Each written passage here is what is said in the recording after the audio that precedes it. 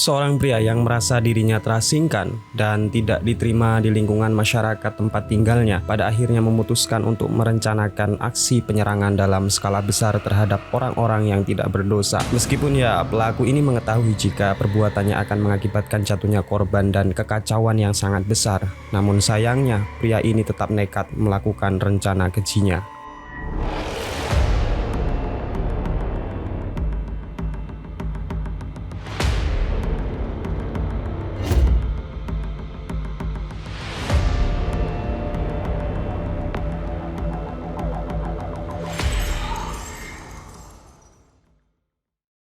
Hai, kembali lagi di Dokumen Malam. Pada episode kali ini aku mau nyeritain sebuah kasus yang sangat seru, di mana beberapa kali kita sering mendengar bahwa seorang pemuda yang melakukan aksi nekat menghabisi orang-orang secara random hanya karena dirinya merasa terasingkan, memiliki gangguan mental, terjebak ke dalam sebuah komunitas yang memiliki keyakinan menyimpang, atau bahkan mereka ini terjebak ke dalam kondisi ketiganya. Mari kita mulai cerita ini dengan asal-usul dan latar belakang dari seorang pelaku yang menjadi tokoh utama dalam kasus serangan berdarah di sebuah jalan ramai di kota Jepang, atau biasa disebut dengan kasus pembantaian Akihara.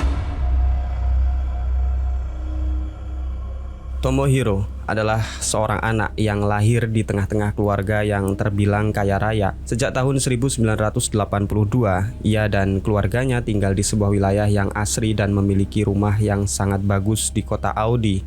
Ayahnya adalah seorang manajer di perusahaan bank di negara Jepang, sedangkan sang ibu adalah seorang ibu rumah tangga yang bertugas untuk merawat Tomo dan juga adik laki-lakinya. Masa kecil seorang Tomohiro bisa dikatakan masa kecil yang banyak diimpikan oleh anak-anak seusianya. Ia berasal dari keluarga yang sangat kaya raya, memiliki hubungan baik dengan orang tuanya, dan memiliki prestasi akademik yang bagus di bangku sekolah. Selain itu, Tomo kecil adalah seorang anak yang periang dan mudah bergaul dengan teman-temannya. Oleh sebab itu, ia adalah anak yang disukai dan memiliki banyak teman. Selain prestasi akademik, Tomo ini adalah anak yang sangat suka di bidang olahraga. Ia sangat mencintai dunia atlet dan memutuskan untuk bergabung ke klub tenis saat dia masuk ke jenjang sekolah menengah pertama. Namun di fase inilah Tomo yang seharusnya mendapatkan perlakuan baik dari kedua orang tuanya justru merasakan sebuah tekanan yang luar biasa dari kedua orang tuanya, terutama dari sang ibu. Tomo dan adiknya dilatih selalu disiplin dari sejak kecil oleh sang ibu dan dituntut untuk menjadi atlet terbaik dan juga mendapatkan nilai teratas di sekolahnya. Saking kerasnya ibu Tomo ini dalam mendidik anak-anaknya, ia sering membuat Tomo dan adiknya berulang kali mengerjakan PR sekolahnya sampai dirasa benar dan nantinya dapat membuat gurunya terkesan. Bahkan, saking kerasnya ibu Tomo ini, ia tidak diperbolehkan anak-anaknya menggunakan penghapus saat mengerjakan semua PR-nya. Dalam artian, jika Tomo salah meskipun satu huruf, ibunya langsung merobek kertas tersebut dan menyuruh Tomo untuk mengerjakan semuanya dari awal. Gaya militer yang diterapkan dalam mendidik anak-anaknya semakin menjadi-jadi saat Tomo menginjak usia 13 tahun. Pernah di sebuah kejadian di mana mereka yang saat itu tengah makan malam bersama, terlihat ibu Tomo yang sangat marah dan kesal akibat Tomo yang mendapatkan nilai tidak memuaskan di sekolah. Ibu Tomo kemudian memberikan hukuman dan menyuruh Tomo untuk makan di atas lembaran koran layaknya seekor kucing atau bahkan seekor anjing. Ayah Tomo yang menyaksikan hal tersebut, ia hanya bisa diam dan tidak adanya pembelaan sedikit pun untuk anak-anaknya. Tak hanya itu, Tomo kerap kali mendapatkan hukuman yang tidak wajar. Ia dihukum berdiri di luar pagar rumahnya. Ia tidak diperbolehkan tidur semalaman hanya karena Tomo tidak mendapatkan nilai yang sempurna di sekolahnya. Akan tetapi guys, dengan didikan yang super duper keras dari kedua orang tuanya, justru membuat Tomo ini semakin kehilangan prestasi. Ia berubah menjadi anak yang pemurung, pendiam, dan tidak mencintai hobinya lagi di bidang olahraga. Sementara itu, secara bersamaan, nilainya juga berangsur-angsur turun semenjak ibunya malah memberikan tugas-tugas berat dan menyiksa kehidupannya. Tomo juga merasa jika ibunya sudah pilih kasih lantaran adiknya yang masih sekolah dasar mendapatkan nilai yang lebih baik. Dalam sebuah buku catatan, Tomo menuliskan sebuah ungkapan kekecewaannya kepada orang tuanya. Tomo mengatakan jika dia merasa telah dibuang oleh orang tuanya sendiri. Selain itu, Tomo juga mengatakan jika hal ini mungkin akan menjadi lebih buruk ketika nanti ia sudah memasuki masa-masa SMA. Singkat cerita guys, waktu pun berlalu di mana Tomo sekarang sudah di bangku SMA. Di sana Tomo masuk di sekolah menengah unggulan terbaik di kota Modi, sebuah sekolah yang sangat diimpi-impikan oleh para remaja di sana. Sebuah malapetaka terjadi di mana Tomo yang baru saja menjadi siswa kelas 1 ternyata mendapatkan nilai yang sangat buruk di ujian pertamanya. Hal tersebut mungkin membuat Tomo mulai menyadari jika dirinya sekarang sudah terlalu jauh dari harapan kedua orang tuanya. Tomo mungkin menjadi bintang di sekolah sebelumnya, namun di sekolah ini Tomo benar-benar hanyalah seorang siswa pecundang, siswa biasa yang memiliki kemampuan lebih buruk dari rata-rata siswa di sana. Nasib yang serupa ternyata juga dialami oleh sang adik, di mana ia yang sudah duduk di bangku SMP merasakan apa yang dirasakan Tomo dahulu. Ia mengalami penurunan nilai yang membuat ibu Tomo semakin bersikap kasar kepada Tomo dan juga adiknya. Seorang tetangga rumah Tomo sering mendengar kegaduhan dan melihat dengan mata mereka sendiri ketika ibu Tomo ini sedang memukuli anak-anaknya. Mereka sempat melerai keributan tersebut. Sampai ya pada akhirnya kejadian itu terulang setiap hari. Kekerasan demi kekerasan yang dilakukan ibu Tomo justru membuat nilai Tomo dan adiknya semakin memburuk di sekolah. Tomo yang dulu sangat berprestasi kini hanya mampu menduduki peringkat 300 dari 360 siswa. Hal tersebut semakin diperburuk saat Tomo hendak mendaftar di perguruan tinggi bergengsi di kota Hokkaido. Nilainya yang sangat anjlok serta fokus belajarnya yang sudah rusak membuat Tomo pada akhirnya gagal masuk menjadi mahasiswa di sana. Tomo kembali mencoba peruntungan mendaftar di Universitas Hirosaki di tahun kedua kalender akademik. Tomo mendaftar di Fakultas Pendidikan dan ia bercita-cita ingin menjadi seorang guru. Namun sayangnya Tomo yang kurang antusias pada akhirnya harus merelakan kesempatan tersebut karena ternyata pendaftaran sudah ditutup. Tomo pada akhirnya memendam semua harapan dan cita-citanya di bidang akademik, lalu memutuskan untuk fokus ke minatnya saja yang tak lain adalah dunia otomotif. Ia kemudian mendaftar menjadi anak magang di Rolling Otomotif di Kota Nakan. Namun sayangnya Tomo yang sudah kehilangan motivasi belajarnya, sering bermalas-malasan dan tidak masuk bekerja. Ia kemudian dikeluarkan oleh pihak otomotif dan tidak mendapatkan sertifikat lisensi sebagai seorang mekanik. Menginjak usia dewasanya, Tomohiro yang sudah dibuang oleh keluarganya mau tak mau harus bertahan hidup sendiri. Beberapa pekerjaan sudah ia lakukan, namun sampai saat itu Tomohiro belum juga mendapatkan upah yang sesuai. Tomohiro sangat kesulitan dalam menemukan pekerjaan yang membuat pendapatannya menjadi stabil. Berkali-kali ia dipecat dan tidak diterima dengan baik di lingkungan sekitarnya, sehingga dari semua tekanan tersebut membuat Tomohiro semakin menjadi stres. Merasa capek dengan dunia nyata yang penuh dengan kegagalan dan juga kegagalan, Tomohiro mencoba peruntungan di dunia maya dan menjalin hubungan online dengan orang-orang random. Ya, pada awalnya Tomohiro hanya sekedar mencurahkan isi hatinya kepada beberapa teman online-nya untuk membuat lebih bersemangat dalam menjalani hidup. Namun dengan berjalannya waktu, Tomo yang terus-terusan mengalami kegagalan tak sanggup lagi untuk meneruskan hidupnya dan mengambil sebuah jalan pintas. Tomohiro mengirim pesan-pesan mengerikan kepada teman lamanya dan mengatakan jika dirinya tengah memiliki banyak hutang dan tidak ada satupun keluarganya yang peduli. Pada intinya, Tomohiro benar-benar tidak punya jalan lagi untuk melanjutkan hidup dan ia ingin segera mati. Begitu berat hidup yang sudah ia rasakan, dari mulai ditinggal oleh keluarganya, kemudian memiliki hutang di sana-sini dan selalu gagal dalam membangun karir dalam pekerjaan. Akhirnya membuat Tomo ini mengambil jalan pintas dengan cara mengakhiri hidupnya pada tahun 2006 dengan cara menabrakkan mobilnya ke sebuah tembok. Namun ya tidak seperti yang diharapkan. Rupanya Tomo ini masih bisa selamat dan dirawat di rumah sakit. Dari kejadian tersebut, Tomo pada akhirnya sadar jika hidupnya barangkali masih bermakna dan Tuhan masih menginginkan dia hidup. Singkat cerita, setelah kejadian itu akhirnya Tomo kembali merangkai hidupnya satu persatu dan perlahan mulai memperbaiki diri. Ia juga berusaha mencari lowongan di sana-sini dan pada akhirnya ia mendapatkan sebuah pekerjaan di pabrik suku cadang mobil yang terletak di kota Shizuoka. Ya bisa dikatakan ini adalah pekerjaan yang terbaik yang saat itu ia dapatkan. Pada awalnya Tomo sangat bahagia mendapatkan pekerjaan ini. Ia kembali bersemangat untuk menjalani hidup dan satu demi satu masalah yang ia hadapi dapat ia selesaikan. Namun beberapa bulan bekerja, Tomo dikagetkan dengan kebijakan perusahaan yang mengalami beberapa masalah dan berdampak pada pemangkasan karyawan. Tomo yang memang orangnya ini sangat mudah depresi.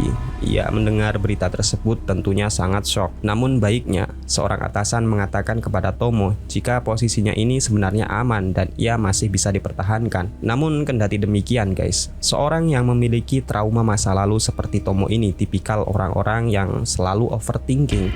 Setiap malam ia membayangkan hal-hal buruk jika saja ia benar-benar dipecat dan harus kembali mengalami masalah finansial. Suatu hari Tomo yang kembali masuk kerja pada jam 6 pagi dikagetkan dengan loker kerjanya yang kosong. Ia tidak menemukan baju dan beberapa perlengkapan kerjanya di sana. Melihat hal itu, Tomo seketika menjadi sangat panik.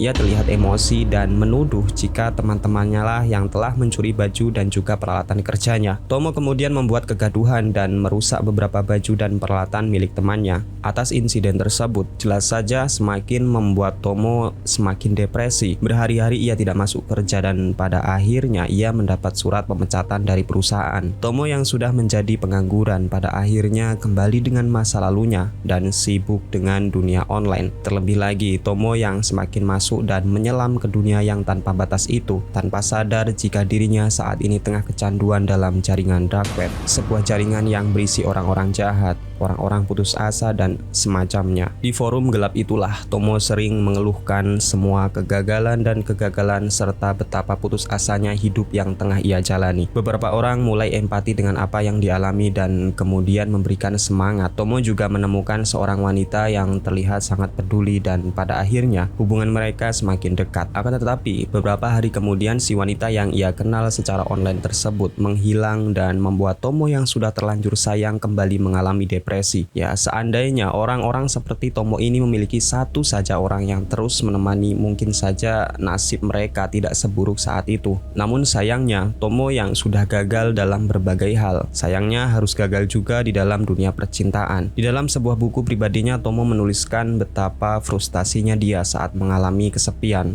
Tomo menganggap jika dirinya tak lebih baik dari sebuah sampah, karena sampah sejatinya masih bisa didaur ulang dan dimanfaatkan. Ia menganggap jika semua orang tidak akan mau menjalin hubungan dengan orang pengangguran dan memiliki paras jelek seperti dirinya. Mengalami penolakan dan sakit hati karena ditinggalkan oleh wanita yang ia anggap telah menjadi penguat di dalam hari-harinya, membuat Tomo kini mengalami sebuah penyakit aneh. Penyakit tersebut tak lain adalah penyakit hati, di mana ia sangat benci melihat pasangan muda yang dapat menjalani hidup dengan bahagia. Di dalam buku hariannya, Tomo mulai merencanakan sebuah aksi gila dengan membuat sebuah kekacauan dan akan melukai sejumlah orang yang ia temui di jalan Akihara. Selama beberapa hari, Tomo mulai mengidentifikasi Akihara dan akan mencari solusi jika saja aksinya nanti gagal. Singkat cerita, pada tanggal 8 Juni tahun 2008, tepat jam 5 pagi, ia sudah bersiap dengan catatan di handphonenya, berencana akan menabrakkan mobil truk di tengah keramaian saat orang-orang berjalan dengan santainya di Akihara. Ia juga telah menyiapkan sebuah pisau untuk melukai orang-orang yang ia temui di sana. Dan pada akhirnya, Tomo yang sudah mempersiapkan semua rencananya dengan matang, kemudian memulai aksi kejinya tepat jam 12.30.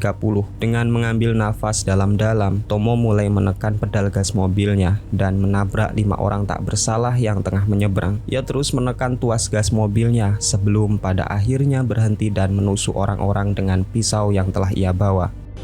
Police in Tokyo say at least 7 people are dead and 10 are injured following a stabbing rampage in a popular electronics district. Police say a man rammed a truck into a crowd of shoppers. They say he jumped out of the rented truck, began stabbing people that he'd knocked down, then turned his attention to the horrified bystanders. 17 people were stabbed in just 3 minutes. Tomo benar-benar gila. Mungkin dari kalian menganggap jika ini seperti halnya film yang tidak akan mungkin seseorang dengan akal pikiran yang waras akan tega melakukan hal yang sangat mengerikan itu. Pada kenyataannya hal tersebut benar-benar terjadi sebelum pada akhirnya seorang polisi dapat menangkap Tomo dan melumpuhkannya. Beberapa orang mulai merekam wajah Tomo yang saat itu berlumuran darah. Setidaknya 17 ambulan dikerahkan untuk mengevakuasi korban yang ditabrak dan ditusuk oleh Tomo. Namun sayangnya insiden tersebut memakan korban setidaknya 5 orang meninggal dan puluhan lainnya mengalami luka-luka. Police arrested 25-year-old Tomohiro Kato who had blood on his face. A witness says he dropped the knife when police pointed a gun at him. Officials say Kato told police that he was tired of life and sick of everything. Tercatat 5 orang korban bernama Kazuno dan seorang sahabatnya yang bernama Takahito yang masih berusia 21 tahun. Kemudian Mitsuru yang berusia 33 tahun. Lalu Kazukoa yang berusia 40 tahun. Dan yang terakhir wanita yang berumur 21 tahun bernama Mamut. Pada malam setelah serangan tersebut, kedua orang tua Tomo sangat terkejut karena tiba-tiba banyak wartawan yang sudah menunggu di luar rumah mereka. Ayah Tomo yang saat itu berumur 49 tahun mengatakan jika apa yang sudah dilakukan oleh anaknya adalah sebuah kesalahan yang sangat besar dan tidak dapat dimaafkan lagi. Selain itu, Ibu Tomo yang tahu jika semua ini adalah kesalahan dari cara mendidik anaknya dan bagaimana keluarga ini membuat mental anaknya benar-benar hancur seketika tidak bisa berbicara apa-apa di depan para media. Ia benar-benar shock dan seluruh badannya tiba-tiba lemas sampai pada akhirnya tubuhnya tak kuat lagi dan jatuh pingsan. Beberapa hari kemudian, orang-orang yang terus membicarakan kasus ini mulai menelusuri kehidupan dan perjalanan hidup Tomo. Mereka mulai mengorek masa lalu Tomo dan beberapa orang berpendapat jika Tomo adalah seorang anggota gangster Yakuza yang diketahui sebagai anggota terorganisir yang sangat kejam. Menanggapi desas-desus tersebut, polisi segera mengungkapkan kepada awak media jika Tomo adalah seorang yang putus asa dengan hidup yang ia jalani. Tomo adalah orang yang kesepian. Ia datang ke Akihara murni untuk menghabisi orang-orang tak berdosa hanya karena ia bosan dengan hidupnya sekarang. Atas kesalahan Tomo, ia dijerat dengan dakwaan pembunuhan berencana. Di dalam ruangan interogasi, Tomo benar-benar mengungkap semuanya kepada polisi. Ia menyalahkan keluarganya, terkhusus sang ibu yang sudah membuat mental dan masa depannya benar-benar hancur. Namun sekali lagi, Tomo adalah orang yang waras dan secara sadar telah merencanakan aksi pembunuhan ini beberapa hari sebelumnya. Oleh sebab itu, Tomo akhirnya dijatuhi hukuman mati pada persidangan terakhir di tahun 2015.